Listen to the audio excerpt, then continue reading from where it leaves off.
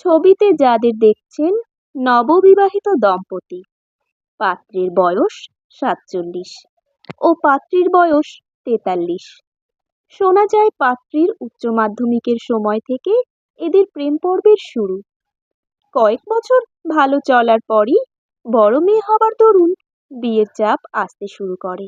ওদিকে পাত্র তখন হন্যে হয়ে ঘুরে বেড়াচ্ছে চাকরির জন্য। ছোট দুই বোনকে পাত্রস্থ না করে বিয়ে করার কথা সে ভাবতেও পারে না। অতঃপর বাড়ির লোকের মানসিক চাপের কাছে নতি স্বীকার করে এই মেয়েকে বিয়ের পিঁড়িতে বসতে হয়েছিল।